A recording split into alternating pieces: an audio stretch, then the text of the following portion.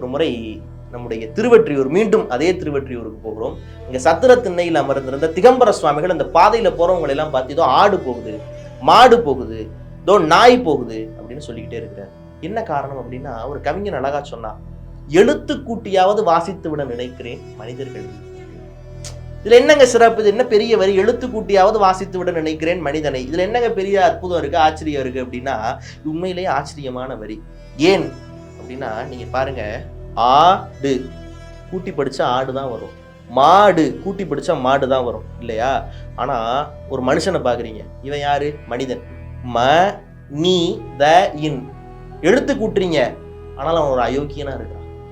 ம நீ த இன் எழுத்து கூட்டுறீங்க, அவன் ஒரு குள்ள நெறியா இருக்கிறான். அப்ப பாருங்க, மனிதன் மட்டும் மனிதனாகவே இருப்பதே இல்லை. ஒரு சிங்கம் சிங்கமாகத்தான் தன் வாழ்நாள் முழுக்க இருக்கு, ஒரு ஆடு ஒரு ஆடாகத்தான் இருக்குது, ஒரு மாடு மாடாகத்தான் இருக்குது. ஆனால் மனிதன் மட்டும் மனுஷனா இருக்கிறதே கிடையாது. சில நேரம் ஆடா இருக்கிறான், சில நேரம் மாடா இருக்கிறான், சில நேரம் நரியா இருக்கிறான், ஒவ்வொரு மாதிரி இருக்கிறான். அப்ப மனிதனை மட்டும் நீங்க வகைப்படுத்தவே முடியறது இல்லை, நேரத்துக்கு ஏற்ற மாதிரி மாறிட்டே இருக்கிறான்.